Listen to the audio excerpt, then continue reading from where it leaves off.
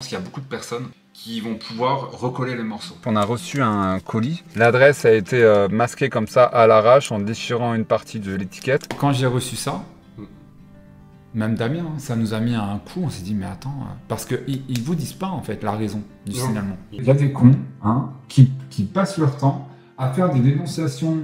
Ouais, je suis pas assez fort mentalement pour affronter ça. C'est un petit peu compliqué en ce moment. On fait plus de vlogs, on fait plus de YouTube, on fait plus rien parce que ça nous mine le moral. Instagram pareil. Je suis fatigué, que j'en ai marre de me battre, les rendez-vous avec l'avocat, le machin, le truc, la gendarmerie, etc. C'est épuisant. Donc merci à vous, franchement, merci à vous d'être là à chaque fois pour nous soutenir. C'est voilà, il n'y a pas de mots. Merci.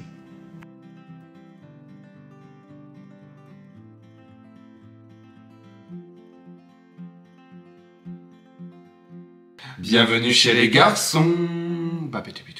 On se retrouve avec une vidéo particulière que je devais tourner à la base seul. J'ai dit à Damien, viens avec moi, essaie de détendre l'atmosphère parce qu'il le fait très bien, vous le savez. Il était tendu comme un arc. Ça va apaiser les choses. Parce que dans cette vidéo, forcément, je vais revenir sur Prédateur, j'ai le droit de le dire, sur et les conséquences que ça a eu sur nous, physiquement, mentalement, les conséquences que ça a eu aussi sur les personnes qui nous entourent. Et puis il avait envie de se soulager un petit peu.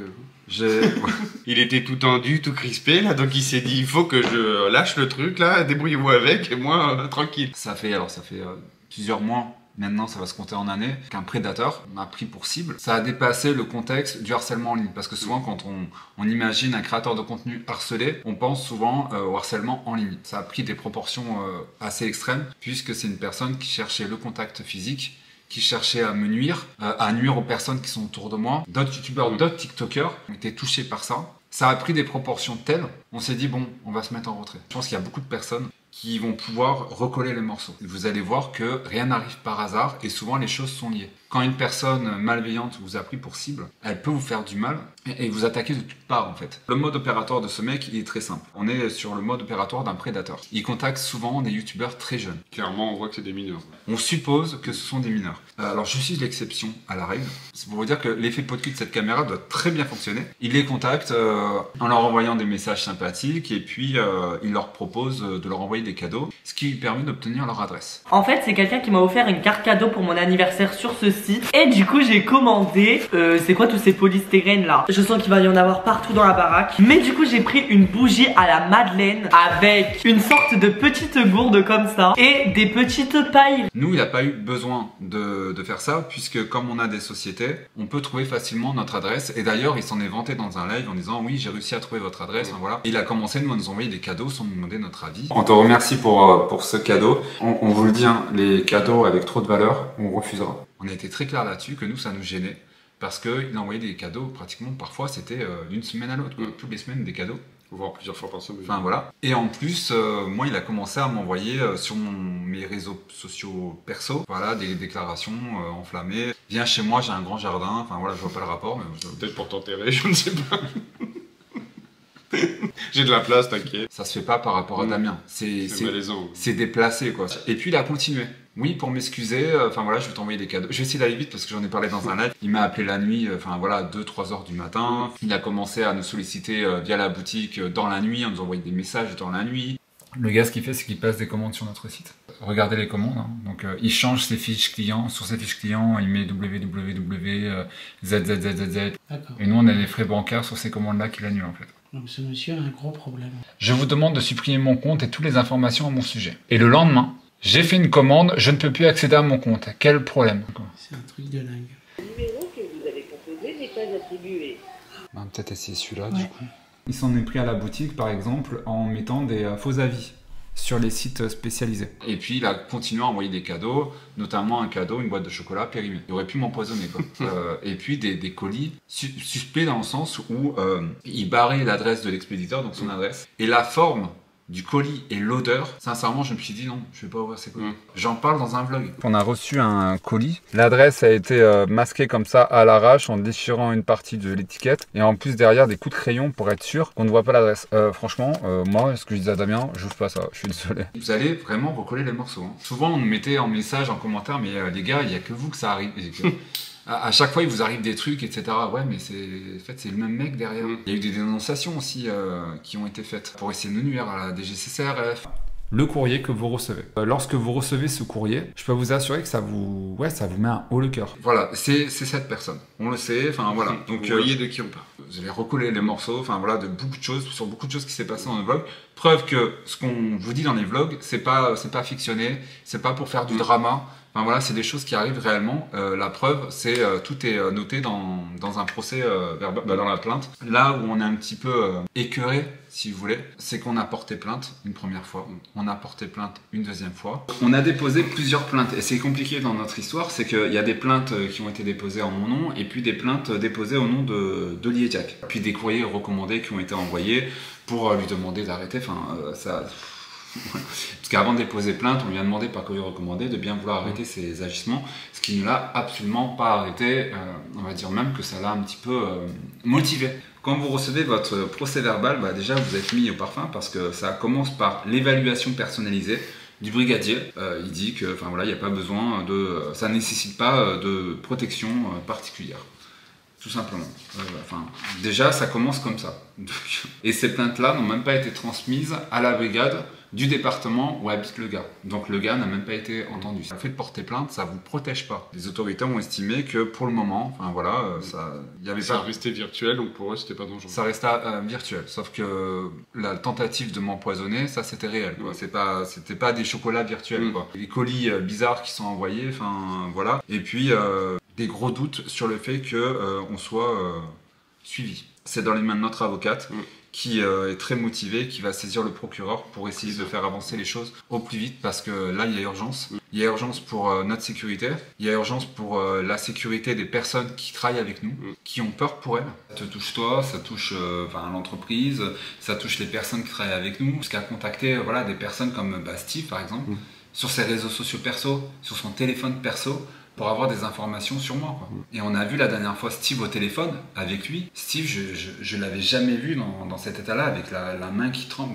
Ça m'a fait mal au cœur en fait. Moi, je suis pas d'accord. Tu n'es pas au-dessus des lois. Même Nico qui a reçu un message sur sa vidéo, mais pourquoi elle a emmerdé Nico quoi. Il a trouvé une parade qui est de contacter nos amis sur YouTube ou sur TikTok, c'est-à-dire qu'on s'affiche en disant voilà on aime bien un tel et un tel, et lui il s'amuse à aller les contacter, à leur laisser des commentaires sur leurs vidéos, etc. pour rentrer en contact avec nous. 1er août, on en parlait avec Peter, je lui demandais de supprimer les messages du gars sur l'une de ses vidéos, ce qu'il a fait de suite. Comme quoi ça dure depuis longtemps, puisque regardez depuis le 1er août. Et même des personnes qui travaillaient avec nous ont dit clairement qu'ils commençaient à avoir peur pour leur sécurité.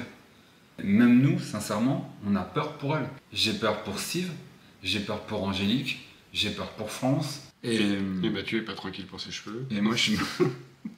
Je vais m'en détendre un petit peu. Comme on vous l'a dit, on a pris cette décision de se mettre un petit peu en retrait des réseaux sociaux. Pour se protéger nous et protéger les autres aussi. Et protéger surtout les autres. C'est juste ce que t'as pas expliqué, c'est qu'on a l'impression que plus on se montre, plus lui ça le motive pour faire des actions derrière. C'est ça. Donc c'est pour ça qu'on s'est mis en retrait en disant voilà il va se calmer et on va revenir plus tard et peut-être qu'il passera à autre chose. Et à partir du moment où on a annoncé sur les réseaux sociaux qu'on allait ouvrir l'atelier 13, donc notre concept store avec d'autres artisans, ben là il a refait surface.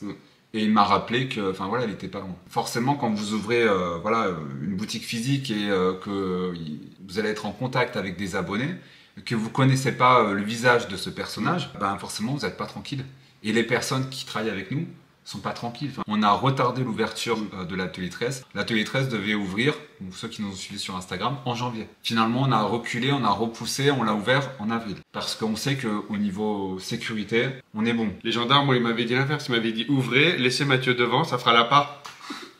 Moi, j'attendais avec un filet derrière la porte. Et dès qu'il rentrait, alors, on commençait pas qui c'est, on a fait ça à tous les clients. C'est gênant.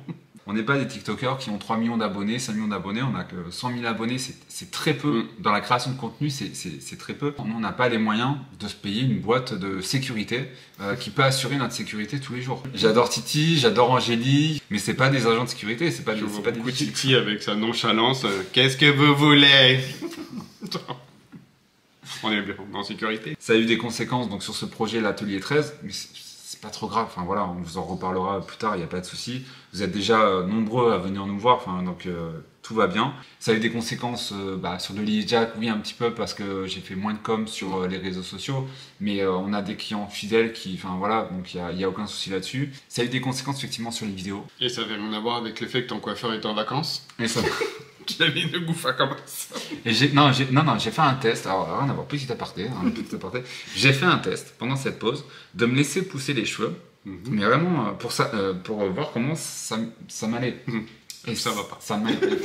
Vraiment. Alors, pas du tout. Et quand tu sortais de la douche, on aurait dit un chien après la chasse. On a tout coupé, on a ratiboisé, on a fait venir 2 élagueurs là. C'est bon. Ça a eu des conséquences surtout psychologiques sur notre mental. Il y a des périodes en fait où on peut tout simplement pas accepter certaines choses. Ouais, je suis pas assez fort mentalement pour affronter ça. C'est un petit peu compliqué en ce moment.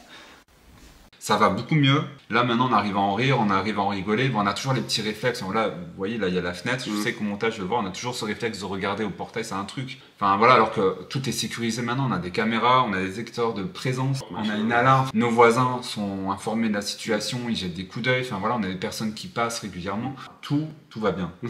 Ça, on a fait ce qu'il faut pour que ça aille. On a pris une avocate qui s'est saisie de l'affaire et qui va faire en sorte de faire avancer le dossier très rapidement. Donc elle va saisir le procureur parce que là il y a notre sécurité qui est en jeu. Le fait d'avoir donné le dossier à l'avocate, maintenant elle s'en occupe, on s'est senti écouté, on s'est senti soutenu et on s'est senti accompagné. Donc là, d'un seul coup, ça nous a beaucoup soulagé par rapport à la gendarmerie. Ils sont très gentils, hein, ils vous écoutent, ils écrivent tout ce que vous dites, mais vous sentez que derrière, en fait, voilà, vous signez, monsieur, bonne journée, au revoir.